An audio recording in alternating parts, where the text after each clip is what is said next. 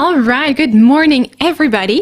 You're tuned to Radio Kidnappers, the voice of Hawke's Bay, and you're listening to a program called Your Time to Shine, All Things Self-Love. So welcome, I am your host, Celine Harleaux, and for the past 4 years, I've been training women from all over the world to help them find self-love and the courage to live their best lives in just a few short weeks. So if that's something that you're interested in, then listen on.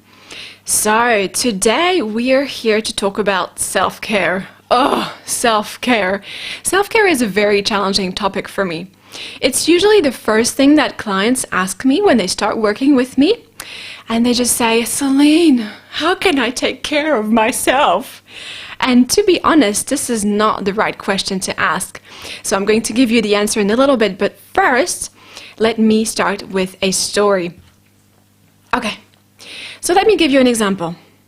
I have a friend. I really love him. He's amazing, and I see him every single week.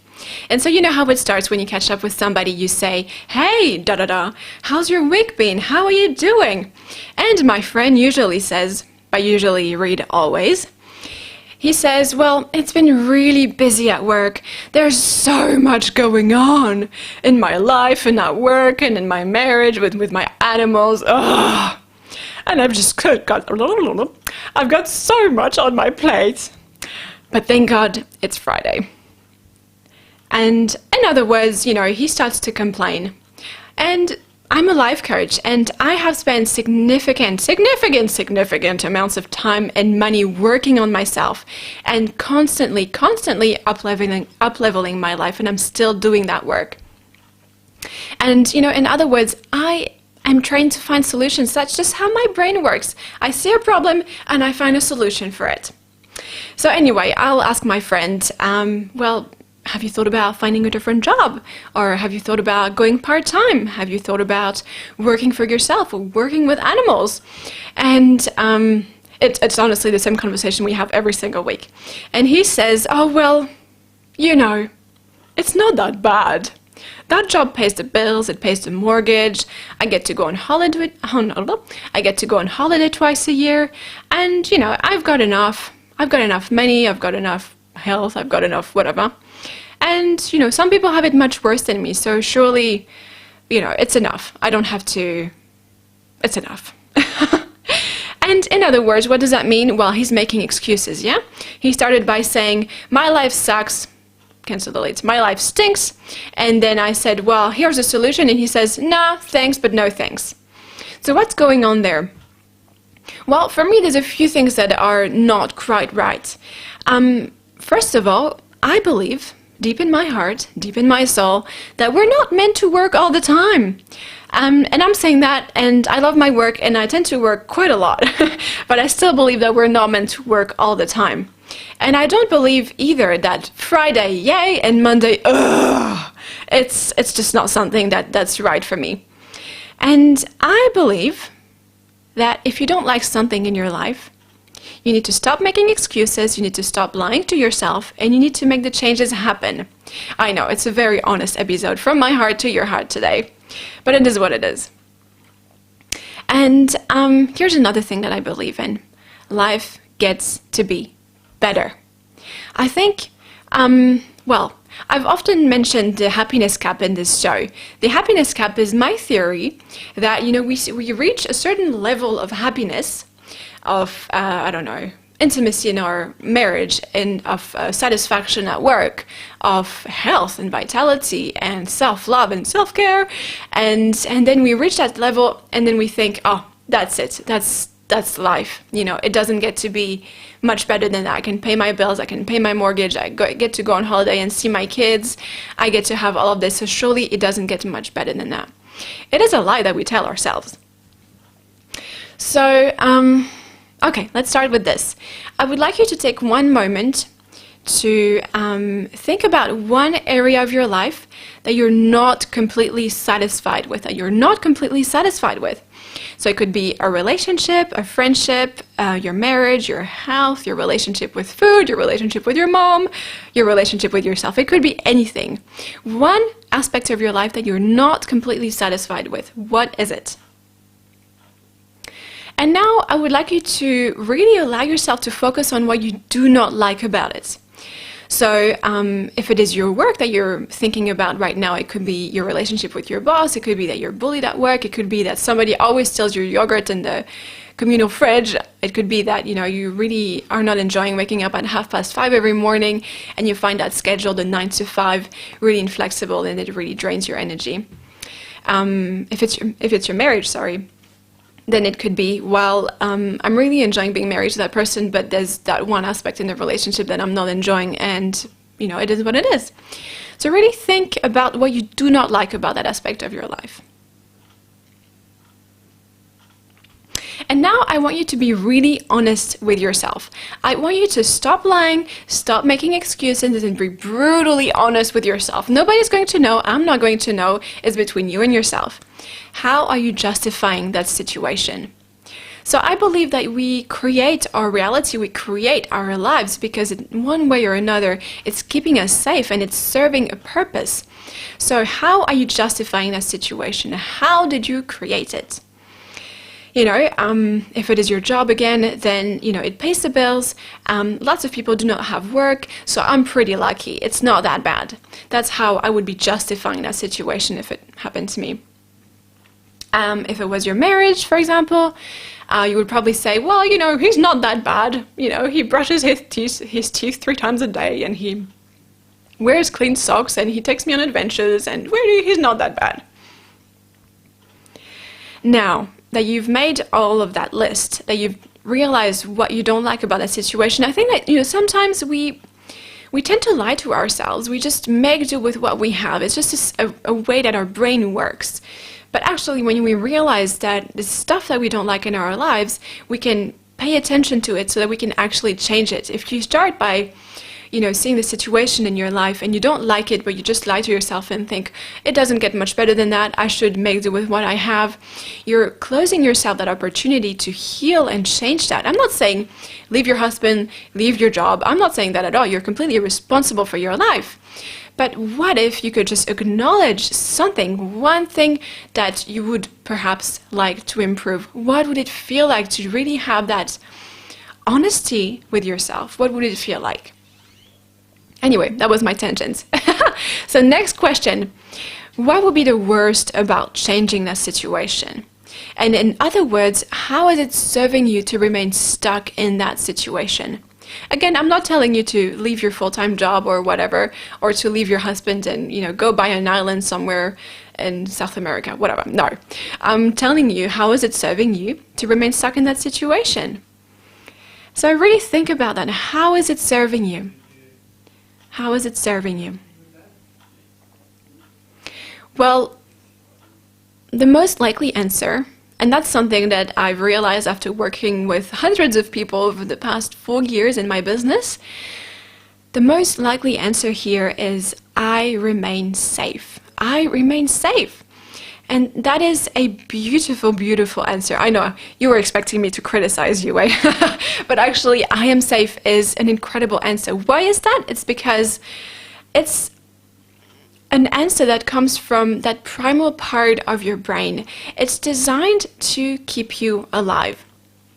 You know, you're staying in that job may not be soul fulfilling and maybe, I don't know, it may be soul crushing every time you have to get to work and you'd rather just, you know, pick the weeds out of your veggie garden or pet your dog for the entire day or just sit there and read with a cup of coffee and then a slice of cake. Where was I saying with that? Anyway, oh yeah, so you have your job and it may not be satisfying, but it's not that bad. And it's actually, you know, you contemplating the idea of potentially quitting your job, starting your own business, raising llamas in Peru or whatever. It's such a thing that seems so out there, that seems so crazy, so like, oh, I'm going to fail kind of thing, that your mind is saying, well, actually, Celine, you're staying in that full-time job. It's beautiful. It's not quite what you want, but it's paying the job. You know how that, can you see how your mind is working to keep you safe all the time? Well, there you go. Now, I have been reading this amazing book by Bear Grylls. It's his autobiography called Mud, Sweat and Tears, and it's amazing. I just randomly found it on a shelf, and I just started started to read it because Bear honestly kind of looks like my husband, and I'm not even lying. And anyway, I've been reading his book, and I'm absolutely in awe of Bear's drive to really go further and take himself further to the next level, and then the next level, and then the next level in his life. It's really quite inspiring. And you know, this guy, he just keeps going. And well, if you don't know Bear Grylls, he is, I don't know what he is actually. He is somebody, he's originally from the UK, and he's had a few shows. I think he has a show available on Netflix, and he is a guy who loves adventures, and he's been doing all sorts of crazy stuff that most of us just dream about. Like, I don't know, what did he do? He climbed Mount Everest. He was one of the youngest people to ever climb Mount Everest, I think at the age of 23, something like this. He joined the army in one of this special British Army special forces, and you have this crazy test just to get in, and he broke his back 3 times in an accident, and then he went on to climb Mount Everest. Of course, why wouldn't you? And you know, I've been reading the story of his life, and it's so interesting to see, for me, the difference between people who let life happen to them, it's not that bad, and people who make life happen. I want this and I'm going to get it no matter what. But enough about that. Let's start talking about self-care, right? This is how I introduced the show, so let's really talk about self-care. So the question is, how can I take better care of myself? Well, there's various ways that you can take care of yourself. There's, you know, physical ways, there's emotional ways, there's mental ways, there's spiritual ways. And there's no one formula fit all, right? It's really something that is designed individually to suit your individual needs. And, you know, I'm sure that you're listening to this and you're probably expecting me to give you tips and tricks about finding the time to take care of yourself and saying no to your husband and making him look after the kids so that you can have one evening with yourself at home alone, so that you can finally have that candlelit bubble bath with a glass of wine, a slice of cake. Can you drink wine and have cake at the same time? I don't know, I'm not a wine drinker. And just have peace for the first moment in 20 years. And you know what? I'm not going to do that. I'm not going to do that because, you know, if I just say self-care to you, you think bubble bath, you think wine glass, you think slice of cake, you think manicure, you think spa, you think weekend with the girls, you think, I don't know, full body massage, you think, I don't know, giving your kids, having your kids spend the weekend with their grandparents, whatever. And, you know, that's self-care, but that's such a tiny, tiny, tiny, tiny aspect of self-care.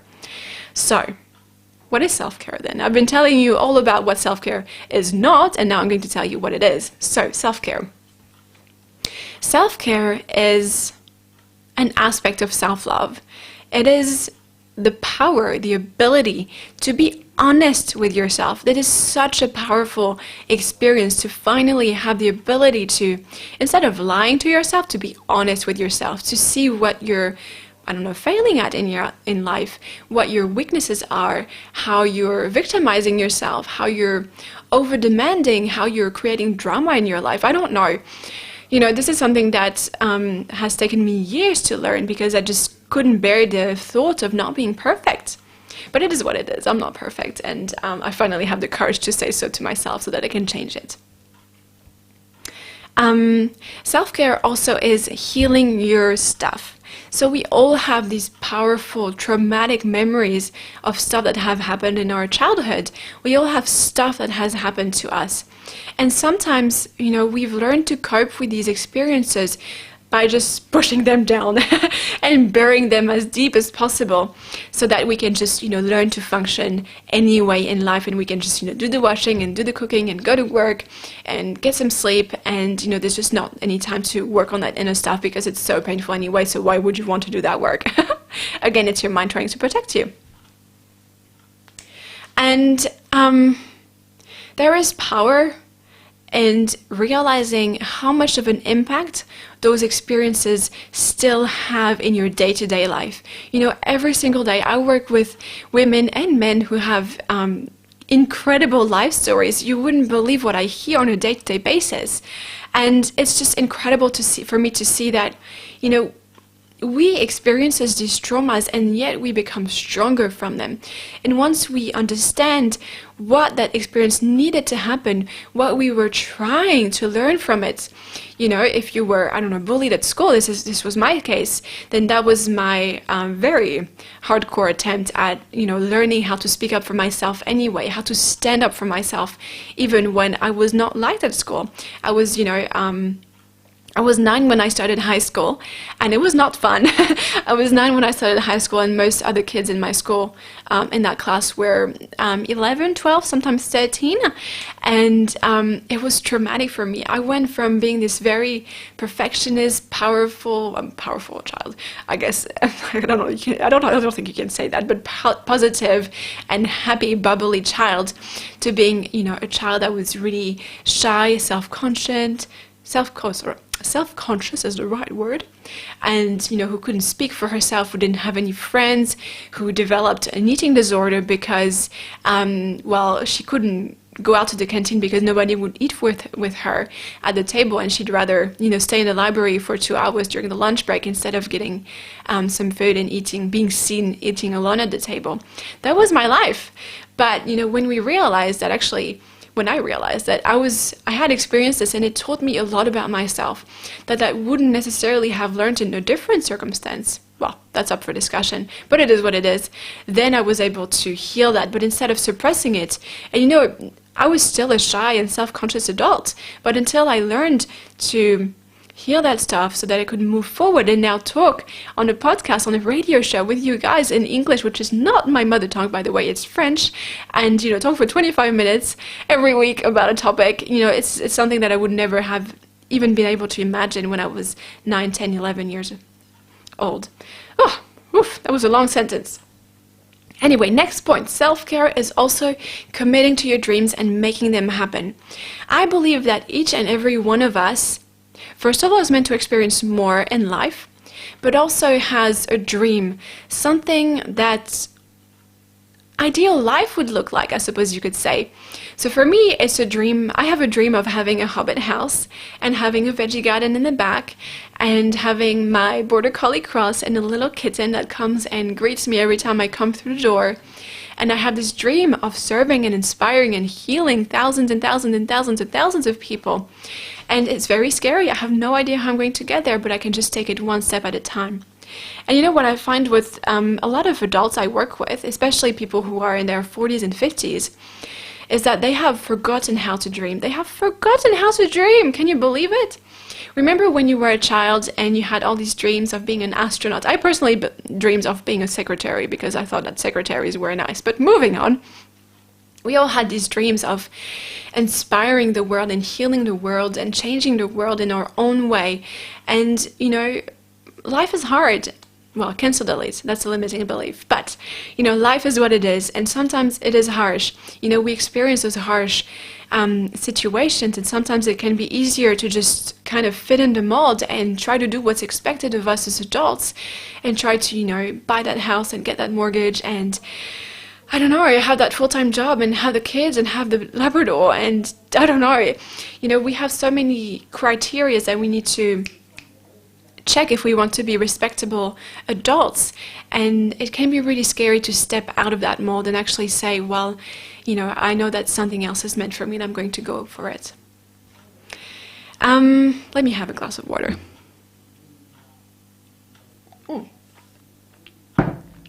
Much better. Okay.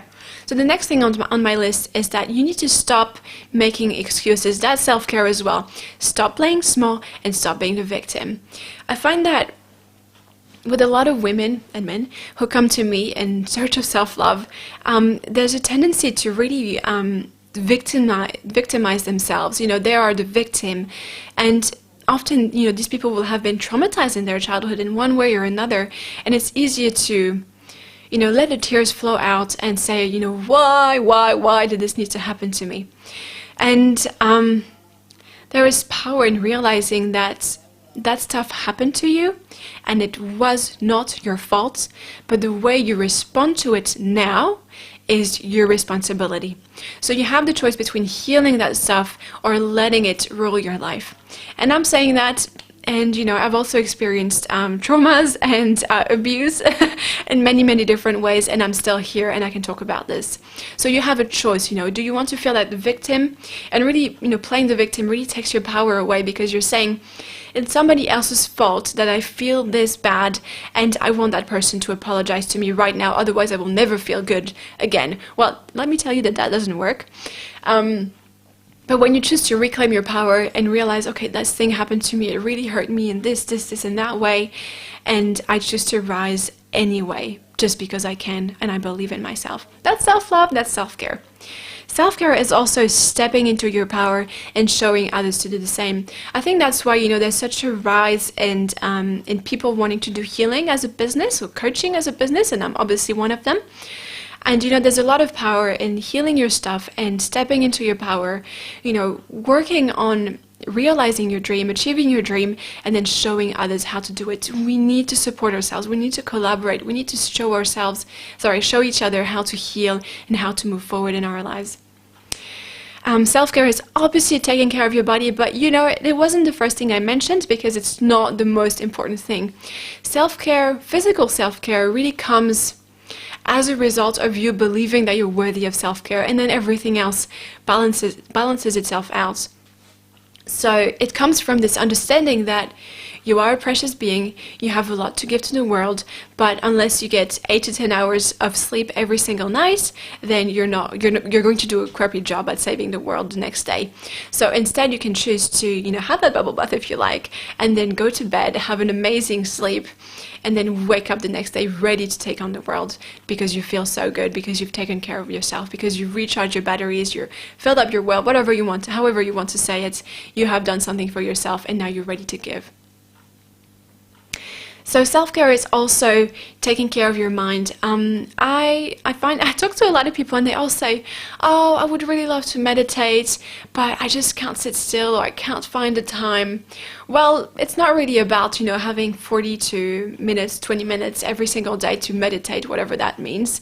It really is about taking care of your mind. So I personally have a 40-minute breathing practice that I do every single day, and for me it's like taking a shower for my mind. It's just helping me to release all the stuff that happened the previous day and helping me to start with a clean slate. So taking care of your mind is really important. So whether that's, I don't know, buying a crystal, or meditating every single day, or doing yoga, or I don't know, we often mention yoga and meditation, but there's so much more to mental and spiritual self-care and emotional self-care than just yoga and meditation. So whatever rocks your boat. And self-care is also being kind to others. I don't think I have anything to say to that about that, but you know what I mean. There is definitely power in being kind to others. So that's self-care. I think people often mix self-care and self-love. To me, self-care is a very small aspect of self-love. And self-care, some people think that self-care, self-love, it's just the two are the same thing, but actually self-care is one tiny little aspect of self-love, and self-love is a much bigger virtue, spiritual project, however you want to call it, than just self-care. Now, self-care is often where people start when they want to learn to love themselves, because it's something that's very simple, it's very practical, take 20 minutes to read that book, to meditate, to listen to a podcast, whatever, it's very simple. So it's just, steps that you can take. But I guess my point really is, don't get stuck there. Don't get stuck there. That's my advice. So, yeah. Okay. So if you're ready to make things happen for yourself, if you're ready to take your life to the next level, and if you know in your heart that there's more available to you, then I would love to support you. So listen to this. What if you and I worked together for the next 3 months and brought your dream into the world? I know that you have a dream, and I know that you may have suppressed it because it was too crazy, too out there, too much, too impossible, and frankly, what if it doesn't work? Those are very valid fears. But now is your time to realize that this dream has been given to you as a tool to help you move forward. And I would love to help you realize this dream. So if you're, at this stage in your life where you think, well, is that all life? Like, is that all that you have to offer? What is going to happen to me for the next 20, 30 years of my life, 60 years, whatever? You know, how can I get more out of life? I have achieved everything that I wanted to achieve, and now, well, what else is there? I would love to help you. Cool. So, what I'm trying to say is 3 months with me, unlimited sessions with me, during which we'll dive into your fears and feelings of unworthiness and low self-esteem, and you will get the exact steps to get you to where you want to be. So I'm currently working with a woman who wants to up-level her business, and we're creating a website with her. It's really exciting. I'm also working with somebody who wants to open a center for equine therapy of healing with the horses. I have no idea how to say this, and it's very exciting. And you also get unlimited let me start again. You also get unlimited access to everything I've ever created on self-love, including but not limited to my signature 6-week self-love course, The Quiet Miracle, during which I teach you everything I know about self-love. Anyway, if this is for you, then you can go to mydawninglightcom/contact and we can start chatting to see if we're a good match for each other. And for the rest of you, if you're curious about self-love and want to know more, then you can get access to my free self-love mini course. You simply need to go to my website, mydawninglightcom, and simply sign up. It's as easy as that. And I just wanted to finish by saying thank you so much for joining me. I really appreciate your time. Thank you for sharing your time, your energy with me. And if you have any questions, you can just go to my website and click on the contact tab. And you can also get in touch with me through Facebook and Instagram. So really, join a self-love conversation. I really would love to hear from you. And I'll see you next time. Bye!